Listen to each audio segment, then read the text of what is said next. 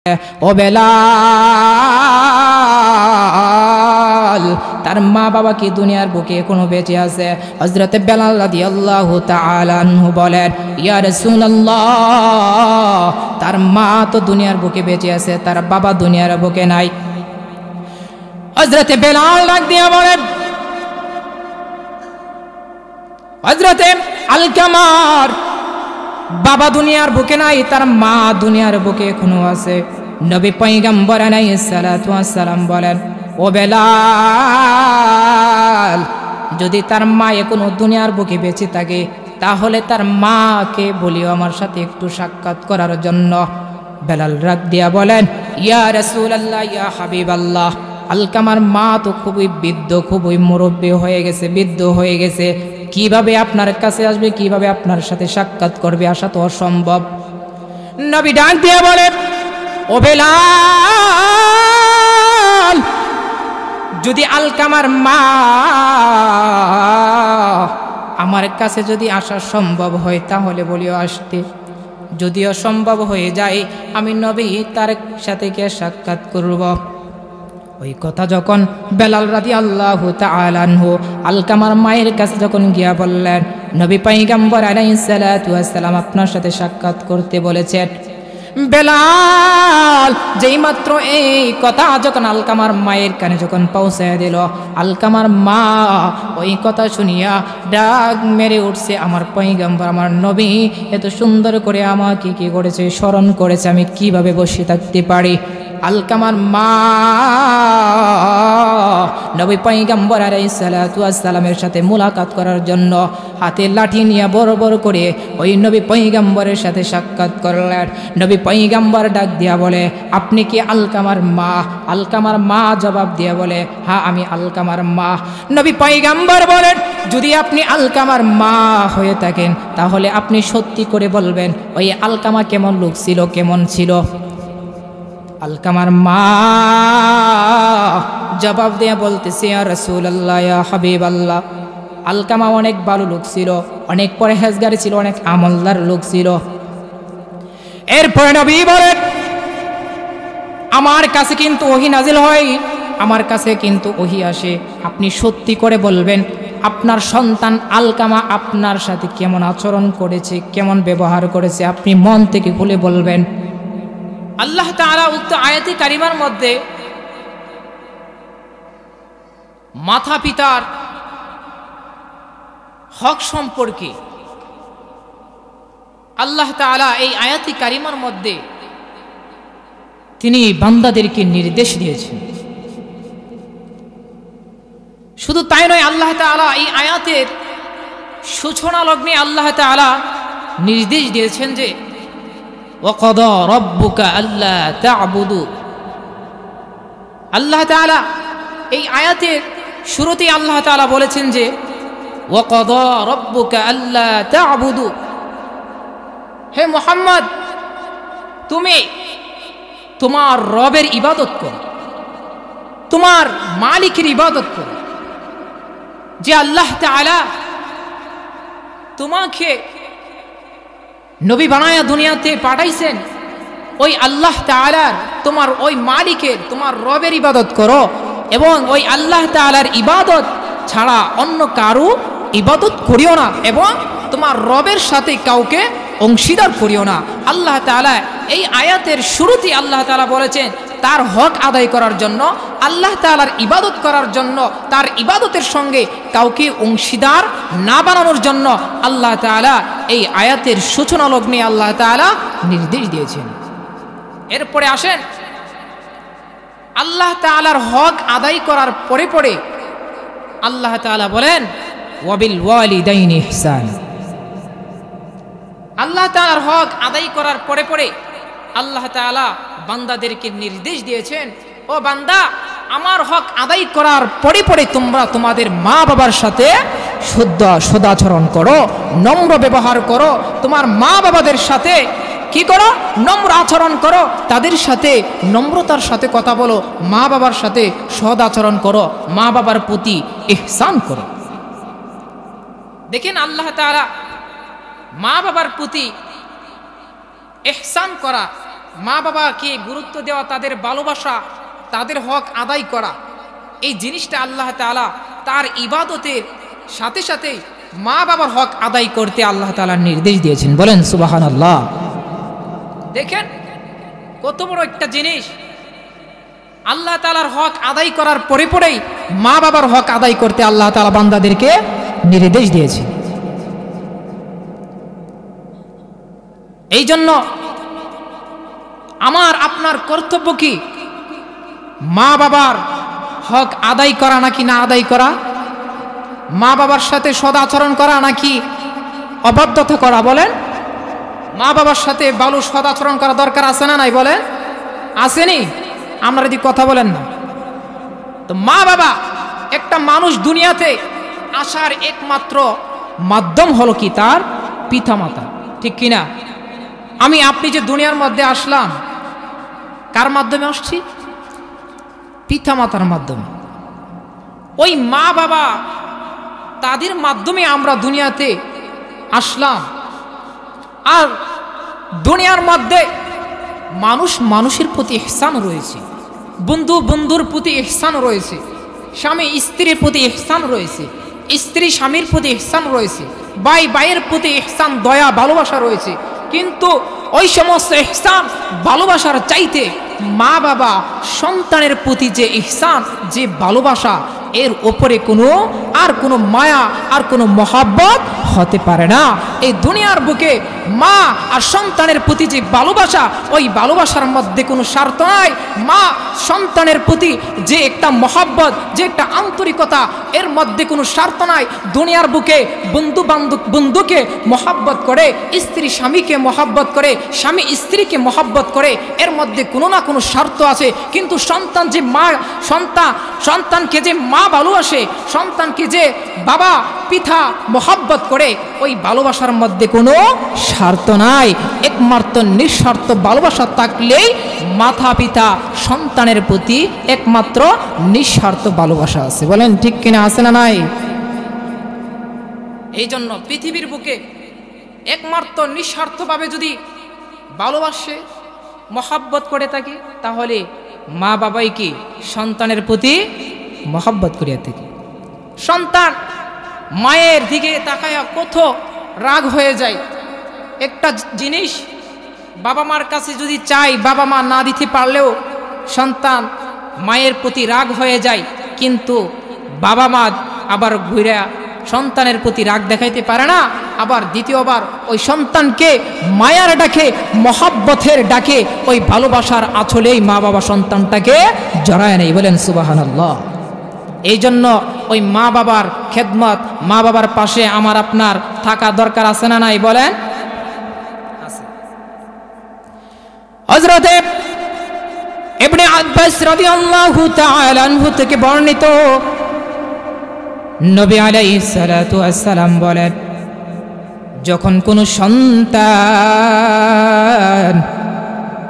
কোনো সন্তান মায়ের দিকে তাকায়, যখন কোনো সন্তান মা বাবার দিকে আমলের নিয়তে তাকায়, সওয়াবের নিয়তে তাকায়, ভালোবাসার দিকে তাকায়, সন্তান যখন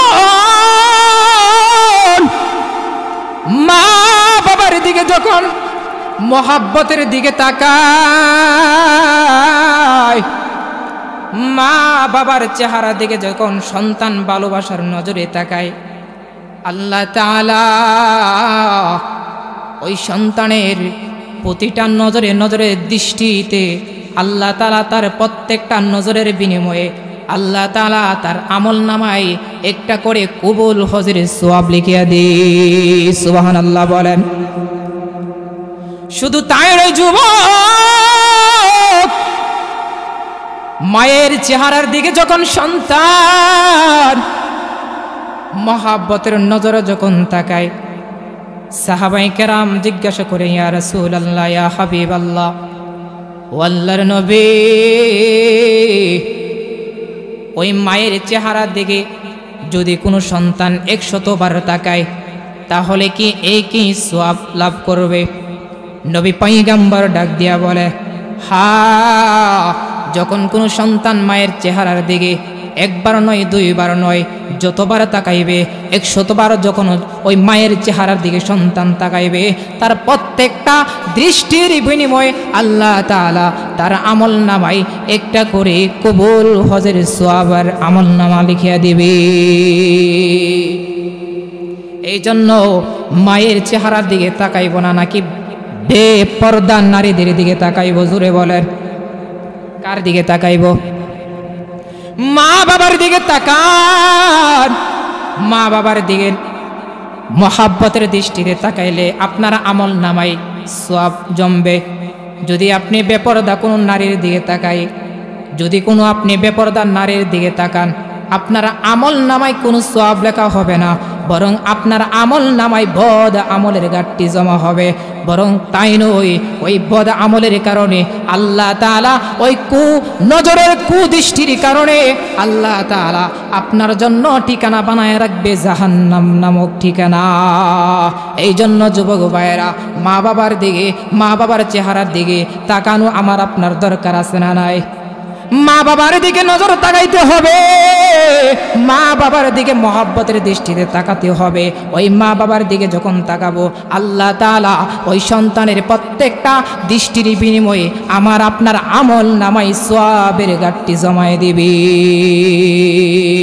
শুধু তাই নয়, এক ব্যক্তি নবী পয়গম্বর আলাইহিস সালাতু ওয়াস সালামকে বলেন, ইয়া রাসূলুল্লাহ, ইয়া হাবিবাল্লাহ, ও পয়গম্বর, আমি আল্লাহর রাস্তায় জিহাদ করতে চাই, আমি আল্লাহর রাস্তায় জিহাদ করব। নবী পয়গম্বর আলাইহিস সালাতু ওয়াস সালাম বলেন, তোমার মা বাবা কি দুনিয়ার বুকে বেঁচে আছে কিনা? ওই সাহাবী, ওই ব্যক্তি ডাক দিয়া বলে, ইয়া রাসূলুল্লাহ, ইয়া হাবিবাল্লাহ, আমার মা বাবা তো দুনিয়ার বুকে বেঁচে আছে।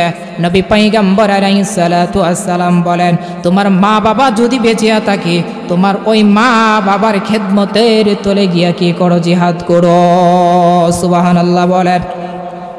এই হাদিস থেকে জানতে পারলাম, যদি মা বাবার খেদমত করিয়া যাই, মা বাবার পাশে যখন থাকবো, মা বাবার পাশে যখন দাঁড়াবো, মা বাবার খেদমত করিয়া যাব, তাহলে আল্লাহ রাস্তায় জিহাদ করার আমল মা বাবার খেদমতের মাধ্যমে পেয়ে যাব। এই জন্য আমার আপনার সমাজে অনেক সন্তান আছে যারা মা বাবার খেদমত করতে পারে না। সন্তানকে মা যদি বলে সন্তান ওদিকে যায় না, সন্তান গার থেকে করি আবার ওই দিকে চলে। মা সন্তানকে বলে, ও সন্তান তুমি ওই দিকে চলিও না, সৎ পথের দিকে অগ্রসর হও। এমন সন্তান আমার আপনার সমাজেই আছে, মা বাবার কথা না শুনিয়া উল্টা দিকে চলে। আল্লাহ তাআলা ওই সন্তানের উপরে, মা বাবার অবাধ্য সন্তানের উপরে আল্লাহ তাআলা লানত করিয়াছে। ওই অবাধ্য সন্তান দুনিয়াতে কোনো শান্তি পাবে না, পরকালেও শান্তি পাবে না। অবশেষে মৃত্যুর পরে ওই অবাধ্য সন্তানের ঠিকানা হবে জাহান্নাম। বলেন নাউজুবিল্লাহ। এই রকমের সন্তান আমার আপনার সমাজে আছে না নাই?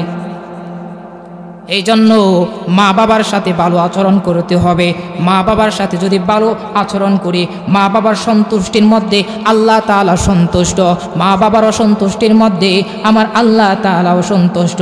এখন বলেন, মা বাবাকে সন্তুষ্ট করে আমার আল্লাহ তাআলা কি সন্তুষ্ট করবেন কিনা? বলেন, মা বাবাকে সন্তুষ্ট করা দরকার আছে। তাহলে মা বাবার সন্তুষ্ট থাকলে আমার আল্লাহ তাআলা আমার প্রতি সন্তুষ্ট হয়ে যাবে। যদি মা বাবাকে আমরা অসন্তুষ্ট রাখি, তাহলে আল্লাহ তাআলা কি বান্দার প্রতি অসন্তুষ্ট হয়ে যাবে। যদি আল্লাহ তাআলা বান্দার প্রতি অসন্তুষ্ট হয়ে যায়, তাহলে কি ওই বান্দা জান্নাতে যাইতে পারবে না জাহান্নাম খুঁজে নেবে? বলেন, তাহলে তো বান্দা নিজের হাতে নিজেই জাহান্নামের ঠিকানা খুঁজে নিচ্ছে। তাহলে মা বাবার সন্তুষ্টির মধ্যে আল্লাহ তাআলা সন্তুষ্ট, আর মা বাবাকে যদি আমরা সন্তুষ্ট রাখতে পারি, তাহলে আল্লাহ তাআলা সন্তুষ্ট থাকবে। আল্লাহ তাআলাকে যদি সন্তুষ্ট করতে পারি, তাহলে ওই দয়াময় আল্লাহ তাআলা আমাদেরকে বিনা হিসাবে জান্নাতের মধ্যে দাখিল করিয়া দিবেন। বলেন সুবহানাল্লাহ। এই জন্য যুবক, মা বাবার খেদমত আমার আপনার করা অপরিহার্য কর্তব্য, ওয়াজিব। নবী পয়গম্বর নবী পয়গম্বর আলাইহিস সালাতু ওয়াস সালামের জামানায় একজন ব্যক্তি ছিল, খুবই বুজুর্গওয়ালা আল্লাহওয়ালা ব্যক্তি, তার নাম ছিল আলকামা। ওই আলকামা অনেক বড় বুজুর্গ ব্যক্তি ছিল, আল্লাহওয়ালা ব্যক্তি ছিল। শুধু তাই নয়, খুবই দানশীল ব্যক্তি ছিল ওই আলকামা। হঠাৎ করে একদিন হযরতে আলকামা অসুস্থ হয়ে পড়ে। অসুস্থ হওয়ার পরে তার স্ত্রী নবী পয়গম্বর আলাইহিস সালাতু ওয়াস সালামের কাছে এসে বলে, ইয়া রাসূলুল্লাহ, ইয়া হাবিবাল্লাহ, ও আল্লাহর নবী, আমার স্বামী তো খুবই অসুস্থ। নবী পয়গম্বর বলেন, নবী আলাইহিস সালাতু ওয়াস সালামের কাছে যখন তার স্বামীর বিবরণটা খুলে বলল, নবী আমার স্বামী খুবই অসুস্থ, মনে হচ্ছে এটাই তার শেষ নিঃশ্বাস, দুনিয়া থেকে বিদায় করবে। ইয়া রাসূলুল্লাহ, ইয়া হাবিবাল্লাহ, আপনি আমার স্বামীর জন্য একটু দোয়া করিয়া দেন, না হয় আপনি আমার স্বামীর কাছে গিয়া কালিমার তালকিনটা পড়াইয়া দিয়ে আসেন। এই কথা যখন নবী পয়গম্বর আলাইহিস সালাতু ওয়াস সালামের কাছে বললেন, হযরতে আলকামা রাদিয়াল্লাহু তাআলা আনহুকে দেখার জন্য নবী পয়গম্বর আলাইহিস সালাতু ওয়াস সালাম হযরতে বেলাল রাদিয়াল্লাহু তাআলা আনহুকে, হযরতে আম্মার রাদিয়াল্লাহু তাআলা আনহুকে, হযরতে আলী, হযরতে আম্মার, হযরতে বেলাল রাদিয়াল্লাহু তাআলা আনহুকে ওই আলকামাকে দেখানোর জন্য তাদেরকে পাঠিয়ে দিলেন। যেই মাত্র হযরতে আলকামা তাকে যখন দেখলেন খুবই অসুস্থ, মনে হচ্ছে সে দুনিয়া থেকে কোন বিদায় হয়ে যাবে, যেই মাত্র হযরতে বেলাল রাদিয়াল্লাহু তাআলা আনহু হযরতে আলকামাকে যখন কি করলেন, কালিমা পড়াইলেন, কালিমার তালকিন দিলেন। ওই আলকামার জবান থেকে কালিমার উচ্চারণ বের হচ্ছে না, কারণ কি ওই অবস্থা যখন নবী পয়গম্বর আলাইহিস সালাতু ওয়াস সালামের কাছে গিয়া বলে, হযরতে বেলাল নবী পয়গম্বর আলাইহিস সালাতু ওয়াস সালামের কাছে যখন হযরতে আলকামার ওই অবস্থা যখন কি করলেন, বর্ণনা যখন খুলে বললেন, আমরা তো আলকামাকে কি করলাম, কালিমার তালকিন দিলাম, কিন্তু তার জবান দিয়ে কালিমার উচ্চারণ বের হচ্ছে না। নবী পয়গম্বর আলাইহিস সালাতু ওয়াস সালাম ডাক দিয়া বলে, ও বেলাল, তার মা বাবা কি দুনিয়ার বুকে এখনো বেঁচে আছে? হযরতে বেলাল রাদিয়াল্লাহু তাআলা আনহু বলেন, ইয়া রাসূলুল্লাহ, তার মা তো দুনিয়ার বুকে বেঁচে আছে, তার বাবা দুনিয়ার বুকে নাই। হযরতে বেলাল ডাক দিয়া বলেন, হযরতে আলকামার বাবা দুনিয়ার বুকে নাই, তার মা দুনিয়ার বুকে এখনো আছে। নবী পয়গম্বর আলাইহিস সালাতু ওয়াস সালাম বলেন, ও বেলাল, যদি তার মা এখনো দুনিয়ার বুকে বেঁচে থাকে, তাহলে তার মাকে বলিও আমার সাথে একটু সাক্ষাৎ করার জন্য। বেলাল রাগ দিয়া বলেন, ইয়া রাসূলুল্লাহ, ইয়া হাবিবাল্লাহ, আলকামার মা তো খুবই বৃদ্ধ, খুবই মুরব্বী হয়ে গেছে, বৃদ্ধ হয়ে গেছে, কিভাবে আপনার কাছে আসবে, কিভাবে আপনার সাথে সাক্ষাৎ করবে, আসা তো অসম্ভব। নবী ডাক দিয়ে বলে, ও বেলাল, যদি আলকামার মা আমার কাছে যদি আসা সম্ভব হয়, তাহলে বলিও আসতে, যদিও সম্ভব হয়ে যায় আমি নবী তার সাথে গিয়ে সাক্ষাৎ করব। ওই কথা যখন বেলাল রাদিয়াল্লাহু তাআলা আনহু আলকামার মায়ের কাছে যখন গিয়া বললেন, নবী পয়গম্বর আলাইহিস সালাতু ওয়াস সালাম আপনার সাথে সাক্ষাৎ করতে বলেছেন। বেলাল যেই মাত্র এই কথা যখন আলকামার মায়ের কানে যখন পৌঁছায় দিল, আলকামার মা ওই কথা শুনিয়া ডাক মেরে উঠছে, আমার পয়গম্বর, আমার নবী এত সুন্দর করে আমাকে কি করেছে, স্মরণ করেছে, আমি কিভাবে বসে থাকতে পারি। আলকামার মা নবী পয়গম্বর আলাইহিস সালাতু ওয়াস সালামের সাথে মুলাকাত করার জন্য হাতে লাঠি নিয়ে বড় বড় করে ওই নবী পয়গম্বরের সাথে সাক্ষাৎ করলেন। নবী পয়গম্বর ডাক দিয়া বলে, আপনি কি আলকামার মা? আলকামার মা জবাব দিয়া বলে, হ্যাঁ আমি আলকামার মা। নবী পয়গম্বর বলেন, যদি আপনি আলকামার মা হয়ে থাকেন, তাহলে আপনি সত্যি করে বলবেন ওই আলকামা কেমন লোক ছিল, কেমন ছিল? আলকামার মা জবাব দিয়ে বলতেছে, ইয়া রাসূলুল্লাহ, ইয়া হাবিবাল্লাহ, আলকামা অনেক ভালো লোক ছিল, অনেক পরহেজগার ছিল, অনেক আমলদার লোক ছিল। এরপরে নবী বলেন, আমার কাছে কিন্তু ওহী নাজিল হয়, আমার কাছে কিন্তু ওহী আসে, আপনি সত্যি করে বলবেন আপনার সন্তান আলকামা আপনার সাথে কেমন আচরণ করেছে, কেমন ব্যবহার করেছে, আপনি মন থেকে খুলে বলবেন।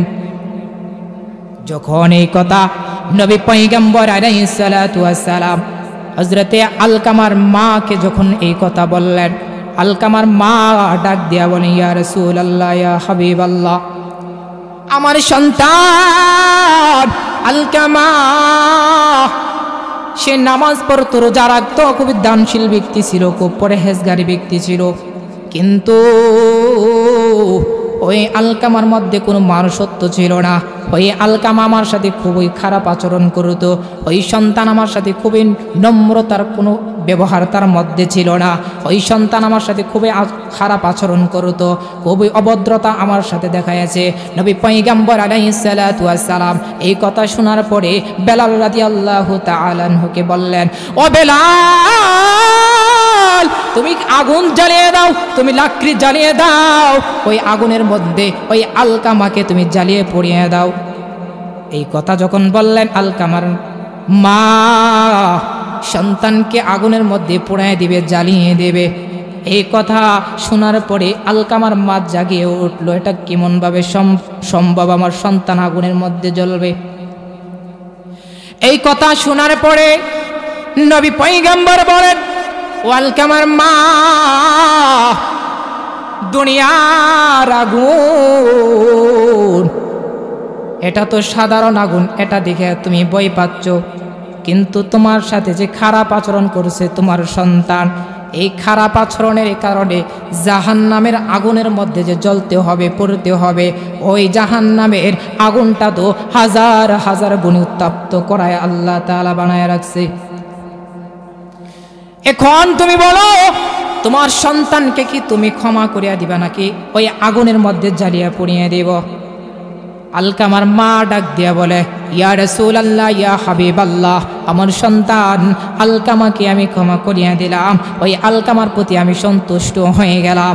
এই কথা যখন বললেন, সাথে সাথে নবী পয়গম্বর আলাইহিস সালাতু ওয়াস সালাম হযরতে বেলাল রাদিয়াল্লাহু তাআলা আনহুকে বললেন, ও বেলাল, তুমি যাও, এখন যাও, যাও আলকামাকে এখন গিয়া কালিমার তালকিনটা দিয়ে আসো, দেখে আসো এখন কি তার জবান দিয়ে কি কালিমার তালকিন বের হয় কিনা। যেই মাত্র বেলাল রাদিয়াল্লাহু তাআলা আনহু ওই আলকামার কাছে গিয়ে গেলেন, আলকামার রুমের দরজার সামনে যাইতে না যাইতে ওই রুম থেকে আলকামার জবান থেকে লা ইলাহা ইল্লাল্লাহ কালিমার তালকিনের আওয়াজ বেশি উঠতেছে। বলেন সুবহানাল্লাহ। যেই মাত্র আলকামার জবান থেকে যখন কালিমার আওয়াজ যখন উচ্চারণ বের হয়ে গেল, সাথে সাথে কালিমার উচ্চারণ বের করার পরে পরে আলকামা দুনিয়া থেকে বিদায় হয়ে গেছে। যেই মাত্র কালিমার তালকিন পড়ালেন, তার জবান দিয়ে কালিমার উচ্চারণ বের হলো, এমন সময় ওই আলকামা দুনিয়া থেকে বিদায় হয়ে গেছে। নবী পয়গম্বর আলাইহিস সালাতু ওয়াস সালাম ওই আলকামাকে কাফন দাফন করানোর পরে কবরের পাশে দাঁড়াইয়া সাহাবায়ে কেরামদেরকে লক্ষ্য করিয়া বলেন, ও আমার সাহাবায়ে কেরাম, যারা মা বাবাকে কি করবে, মা বাবার সাথে খারাপ আচরণ করবে, মা বাবাদেরকে গুরুত্ব দিবে না, মা বাবার স্থানে নিজের স্ত্রীকে সবচাইতে বেশি গুরুত্ব দেবে, মা বাবার জায়গায় সবচাইতে যারা মা বাবার স্থানে যারা নিজের স্ত্রীকে সবচাইতে বেশি মহাব্বত করবে, সবচাইতে বেশি ভালোবাসবে, ওই সন্তানের উপর আল্লাহ তাআলা লানত করেছে। ওই সন্তানের উপরে আল্লাহ তাআলা তার লাঞ্ছনাকে অবধারিত করে দিয়েছে, তার লাঞ্ছনাকে ওই দুনিয়া থেকে অবধারিত করে দিয়েছে। দুনিয়াতেও লাঞ্ছনা অপদস্থ হবে, পরকালেও তার জন্য লাঞ্ছনাকে অপদস্থকে অবধারিত করে দিয়েছে। ও আমার সাহাবায়ে কেরাম, যারা মা বাবার স্থানে নিজের স্ত্রীকে সবচাইতে গুরুত্ব দেবে, যারা মা বাবার স্থানে নিজের স্ত্রীদেরকে সবচাইতে ভালোবাসবে, যারা মা বাবার স্থানে নিজের স্ত্রীকে সবচাইতে গুরুত্ব দেবে, ওই সন্তানের উপরে আল্লাহ তাআলা লানত করেছে। ওই সন্তান কখনো জান্নাতের চেহারা দেখতে পারবে না, ওই সন্তান কখনো জান্নাতের চেহারা দেখবে দূরের কথা, ওই সন্তান সন্তান জান্নাতের ভিতরে প্রবেশ করতে পারবে না, জান্নাতের ভিতরে প্রবেশ করবে না। না, ওই অবাধ্য সন্তান জাহান্নামের মধ্যে তার ঠিকানা হয়ে যাবে। আমার দয়া মাওলা রে,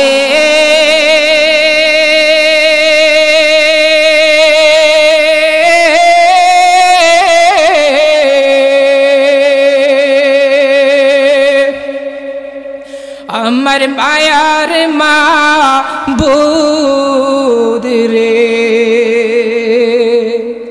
কোথায় গেলে পাবো তোমার ঠিকানা?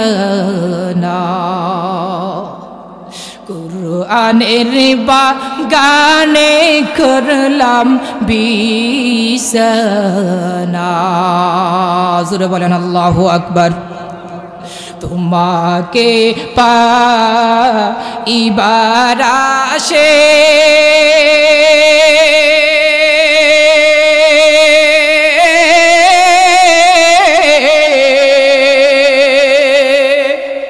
ঘুরিয়া আমি দেশ বিদেশে, শেরপুর কান্দা পাড়া করলাম বিছানা। কুরআনের ময়দানে করলাম বিছানা। তোমাকে খোঁজে আমি পাইলাম না। জোরে বলেন আল্লাহু আকবার। আল্লাহ তাআলার ইবাদত করা দরকার আছে না নাই? জোরে বলেন। যে মালিক, যে রব্বুল আলামিন এই तमाम পৃথিবীর মধ্যে আল্লাহ তাআলা বান্দাদেরকে এত সুন্দর করে মায়া করে আল্লাহ তাআলা বান্দাদেরকে বানায় দুনিয়ার মধ্যে পাঠাইছেন, ওই মালিকের ইবাদত আমার আপনার করা দরকার আছে না নাই? জোরে বলেন। ওই মালিকের ইবাদত করব, ওই মালিকের ইবাদতের সাথে আর কোনো ব্যক্তিকে, দুনিয়ার কোনো গাউস, দুনিয়ার কোনো কুতুব, দুনিয়ার কোনো দরবেশকে অংশীদার করার কোনো সুযোগ আসেনি? বলেন, আছে? দুনিয়ার কোনো ব্যক্তির সুযোগ নাই। রব্বুল আলামিনের আল্লাহ তাআলার ইবাদতের সঙ্গে কোনো ব্যক্তিকে অংশীদার করা যাবে না। আল্লাহ তাআলার ইবাদত করব, ওই রবের ইবাদত করব, ওই মালিকের ইবাদতের সঙ্গে কোনো ব্যক্তিকে অংশীদার করা যাবে না। আমার আল্লাহ তাআলা এই আয়াতের সূচনা লগ্নে আল্লাহ তাআলা জানায় দিয়েছেন, وقضى ربك ألا تعبدوا إلا إياه وبالوالدين إحسانا।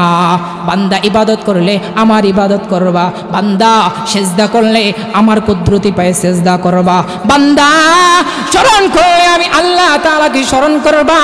দুনিয়ার কোনো ব্যক্তিকে স্মরণ করা যাবে না, দুনিয়ার কোনো ফকিরকে স্মরণ করা যাবে না, দুনিয়ার কোনো মাজারকে স্মরণ করা যাবে না, দুনিয়ার কোনো মাজারের কাছে চাওয়া যাবে না, দুনিয়ার কোনো দরবেশের কাছে চাওয়া যাবে না। চাইতে হলে একমাত্র আমি মালিকের কাছে চাইতে হবেন। চিল্লায় বলেন আল্লাহু আকবার।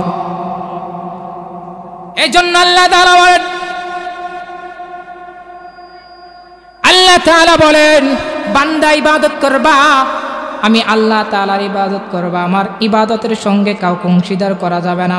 আজকে দুনিয়ার বুকে অহরহর বান্দা আছে যারা আল্লাহ তাআলার ইবাদতের সঙ্গে বরং আমল করে না, শিরিকের আমল কামায় নিতেছে, এমন ব্যক্তি আছে না নাই?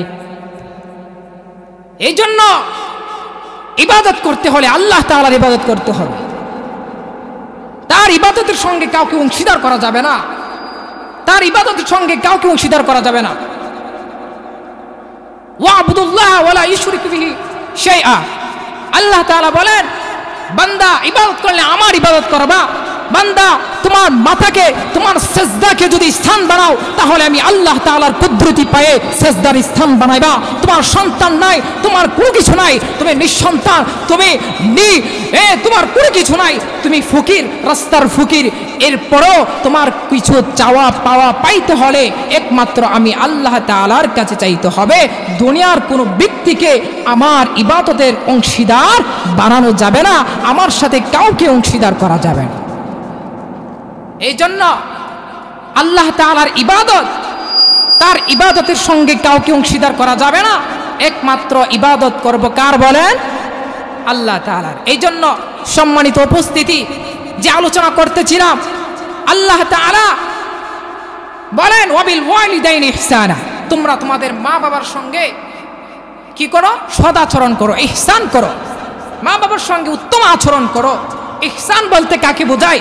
তুমি তোমার স্ত্রীর জন্য একটা উত্তম পোশাক তুমি কিনেছো, তোমার স্ত্রীর জন্য একটা ভালো পোশাক কিনেছো, তোমার সন্তানের জন্য একটা দামি পোশাক কিনেছো, তোমার স্ত্রীর জন্য যে একটা দামি পোশাক কিনেছো, ওই একটা দামি পোশাক তোমার মায়ের জন্য কিনবা, তোমার ছেলের জন্য যে একটা উত্তম পোশাক কিনেছো, ওই একটা দামি পোশাক তোমার বাবার জন্য কিনবা, তোমার শাশুড়ির জন্য যে একটা দামি পোশাক কিনেছো, ওই একটা দামি পোশাক তোমার মায়ের জন্য কিনবা। তাহলে এটাকে বলা হবে মাতা পিতার প্রতি ইহসান। আজকে তোমার স্ত্রীকে পরাইবা 20,000 টাকার দামের শাড়ি, জিলজিল করে চমকানো এই রকমের শাড়ি, তোমার স্ত্রীকে সুন্দরী স্ত্রীকে পড়ায়া পড়ায়া তুমি আনন্দিত লাভ করবা, আর তোমার মা ঘরে বৈশা বৈশা আফসোস করবে, এত আদর সন্তানকে লালন পালন কইরা দামি একটা পোশাকও পরতে পারি নাই। সন্তান তার স্ত্রী পায়া খুব সুন্দরভাবে সাজালো গোছালোভাবে তার স্ত্রীকে নিয়ে আমোদ ফুর্তি দেখায়, কিন্তু মায়ের সেবার লগে মাকে একটা উত্তম পোশাক পরানোর মতো কোনো দেখশানার সন্তানের দিকে নাই। এই রকমের ইহসান মা বাবার প্রতি দেখালে লাভ হবে বলেন? এটাকে ইহসান বলে? এটাকে ইহসান নয়। আমার আপনার সমাজে অহরহর সন্তান আছে, নিজের স্ত্রীকে মহব্বত করে, নিজের সন্তানকে মহব্বত করে, তার শ্বশুর শাশুড়িকে মহব্বত করে, কিন্তু আদরের মা বাবার প্রতি কোনো খেয়াল রাখে না, তার আদরের মা বাবার প্রতি কোনো দেখশন রাখে না, তার মা বাবার প্রতি কোনো যত্নর কোনো খেয়াল রাখে না। তার আদরের সন্তান আদরের স্ত্রীকে নিয়ে সফর করে, ঘোরাঘুরি করে, আনন্দ ফুর্তি করে, কিন্তু আদরের মা বাবার সহিত তার কোনো উত্তম আচরণ, কোনো ভালোবাসার মহব্বতের কোনো দৃষ্টান্ত তার মধ্যে দেখা যায় না। এই রকমের সন্তান আসেনি বলেন আমার আপনার সমাজে? আল্লাহ তাআলা বলেন ওই সমস্ত অবাধ্য সন্তান যারা মা বাবার জায়গার মধ্যে স্ত্রীকে প্রাধান্য দিবে, মা বাবার জায়গার মধ্যে স্ত্রীর প্রতি বেশি সবচাইতে গুরুত্ব দিবে, ওই সমস্ত অবাধ্য সন্তানের প্রতি আল্লাহ তাআলা লানত করেছে। তারা জান্নাতে যাইতে পারবে না, তারা কখনো জান্নাতের চেহারা দেখতে পারবে না, তাদের ঠিকানা হবে জাহান্নাম নামক ঠিকানা। এই জন্য এক ব্যক্তি নবী পয়গম্বর আলাইহিস সালাতু ওয়াস সালামকে বলেন, ইয়া রাসূলুল্লাহ, ইয়া হাবিবাল্লাহ, সন্তানের উপরে মা বাবা কোন জিনিস সবচাইতে বেশি রাখে? সন্তানের পর মা বাবা কি অধিকার রাখে? কথা যখন জিজ্ঞাসা করলেন, নবী পয়গম্বর বলেন, তোমার মা তোমার জন্য জান্নাত, তোমার মা বাবা তোমার জন্য জাহান্নাম। যদি মা বাবাকে সন্তুষ্ট করতে পারি তাহলে জান্নাত অর্জন করতে পারবো, যদি মা বাবাকে অসন্তুষ্ট রাখি তাহলে আমার আপনার ঠিকানা হবে জাহান্নাম। এই জন্য বলা হয়েছে মা বাবা তোমার জন্য জান্নাত, মা বাবা তোমার জন্য জাহান্নাম। যদি মা বাবার খেদমত করিয়া যাইতে পারি, মা বাবাকে যদি সন্তুষ্ট রাখতে পারি, তাহলে ওই সন্তুষ্ট অর্জন করার কারণে আল্লাহ তাআলা সন্তুষ্ট থাকবে। আমার আল্লাহ তাআলা যদি সন্তুষ্ট থাকে, ওই বান্দার ঠিকানা হবে জান্নাত। জোরে বলেন সুবহানাল্লাহ। নবী পয়গম্বর আলাইহিস সালাতু ওয়াস সালাম বলেন, 3 ব্যক্তির দোয়া আল্লাহ তাআলার কাছে নিঃসন্দেহে কবুল হয়ে যায়। বলেন সুবহানাল্লাহ। জানা দরকার আসেনি 3 ব্যক্তি কারা কারা? নবী পয়গম্বর বলেন 3 ব্যক্তির দোয়া আল্লাহ তাআলার কাছে নিঃসন্দেহে কি করে পৌঁছে যায়, কবুল হয়ে যায়। নাম্বার 1 মুসাফিরের দোয়া, নাম্বার 2 মজলুমের দোয়া, নাম্বার 3 মা বাবা সন্তানের প্রতি যে দোয়া করে, ওই দোয়া আল্লাহ তাআলার কাছে নিঃসন্দেহে পৌঁছিয়া যায়। বলেন সুবহানাল্লাহ। এই জন্য মায়ের দোয়া, মায়ের মহাব্বত, মায়ের ভালোবাসা, মাকে সন্তুষ্ট করার দরকার আমার আপনার দরকার আছে না নাই? তাহলে মা বাবার সাথে কখনো বিয়াদবিমূলক আচরণ করা যাবে না। মা বাবা যদি বার্ধক্যে উপনীত হয়ে যায়, মা বাবা যদি বুড়া হয়ে যায়, এরপরও মা বাবার সাথে শব্দটাও বলা যাবে না, মা বাবাকে দমক দিয়ে কথা বলা যাবে না। আল্লাহ তাআলা বলেন, তোমার মা বাবা যদি বৃদ্ধ হয়ে যায়, তোমরা তোমাদের মা বাবার সাথে অবাধ্য আচরণ করিও না। তোমার মা বাবার দুজনের কেউ একজন যদি বুড়া হয়ে যায়, বৃদ্ধ হয়ে যায়, চলতে পারে না, হাঁটতে পারে না, এরপরেও মা বাবার সহিত ওয়াবিল ওয়ালিদাইনি ইহসানা, তোমার মা বাবার সঙ্গে উত্তম আচরণ করো, মা বাবার সহিত সদাচরণ করো। মা বাবা বৃদ্ধ হয়ে গেছে কিন্তু মা বাবার কোনো খেয়াল রাখে না। সন্তান এমন হয়ে গেছে, মা বাবা যখন বৃদ্ধ হয়ে যায়, বুড়া হয়ে যায়, তখন আর মা বাবার দ্বারে কাছে যাইতে মন চায় না। বাবা যদি একটা জিনিসের ফরমাইশ দেয়, ছেলে এটা করো, একবার দুইবার, তৃতীয়বার বললে সন্তান মাথাটা ঘোরা এইভাবে চলে যায়। আছে না নাই? আসেনি? কিন্তু ওই সন্তান তুমি যে বারবার কান্না করতা, বারবার চিৎকার করতা, বারবার চেনায় দিছো, মিথ্যা দিছো, আজ্ঞা দিছো, তখন তো তোমার মা বাবার কোনো কষ্ট হয় নাই। বারবার আজ্ঞা দিছো, বারবার চেনায় দিছো মা বাবার কোলে, তখন তো মা বাবার কোনো বিরক্ত লাগে না।